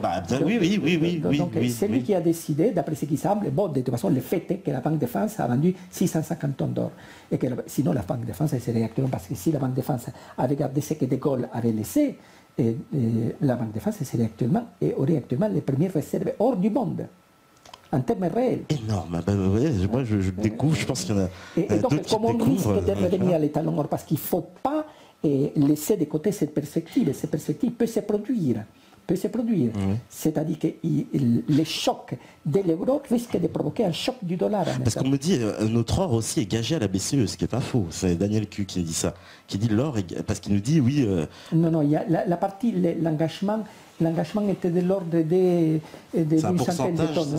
C'est une centaine de tonnes, d'accord. C'est pas l'ensemble du stock. Non. Et en plus, quand on dit il est gagé à la BCE, il est chez nous, mais en fait gagé. Mais il n'est pas chez eux, l'or, physiquement, je veux dire. Non, il est à la Banque de France. Ah, il est à la Banque de France. C'est-à-dire, on sent l'Union Européenne, on leur dit, écoutez, l'or, on va le garder finalement. Si la BCE s'effondre, chaque pays... On reprend son or, on va pas... Non, parce qu'il y a un truc, voilà, une dernière question, justement, pour comprendre. L'Union Européenne s'effondre, l'euro, parce que la Grèce, on dira que c'est le pays, voilà, il se réveille miraculeusement, il dit c'est terminé, on sort de... Tout s'effondre. Qu'est-ce qui se passe avec justement toutes ces dettes, ces montagnes de dettes européennes? Les montagnes de dettes sont en euros. Et si l'euro s'effondre, l'euro disparaît et l'euro va valoir plus rien. Donc, et on va pas convertir les nouvelles dettes dans la nouvelle monnaie? La dette interne, qui reste au niveau interne, que pour la France serait un tiers de sa dette totale, parce que 2 tiers se trouvent à l'extérieur. Donc 7 tiers de cette dette va rester en francs. On va juste la convertir et voilà. De toute façon, et tout le reste, les dettes détenues par l'étranger, c'est mort. Et c'est mort, normalement. Mais il y a des gens qui vont être ruinés dans cette affaire ou quoi? Oui, mais ce sont les grandes institutions, les grands holdings, etc. Ça, c'est tout à fait évident. Oui, les grands détenteurs de dettes publiques, finalement, eux ne veulent pas cette sortie de l'euro.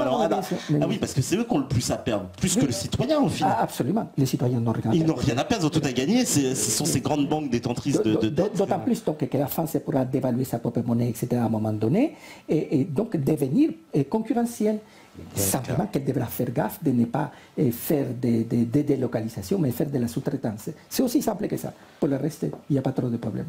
Bon, écoutez, merci beaucoup, Norman. Je rappelle qu'il y a votre livre pour les métanautes, donc c'est Pourquoi Marx a-t-il échoué. J'espère que cette soirée, il y a beaucoup de gens qui étaient très contents et qui disent invité très intéressant, qui vous connaissaient pas et qui et nous aussi on a été enchantés de discuter avec vous et franchement on vous réinvitera avec plaisir pour parler d'économie. C'est vraiment un plaisir. En tout cas, merci beaucoup. Merci à vous. On se retrouvera demain. Alors je vous fais des gros bisous à tous.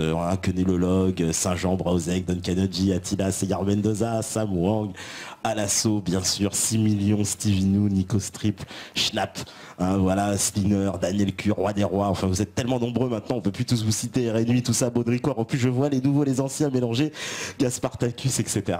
Les gars, on vous dit à demain parce que vous avez fait très bien que si vous écoutez ce message, c'est que vous êtes la résistance. À vous la régie.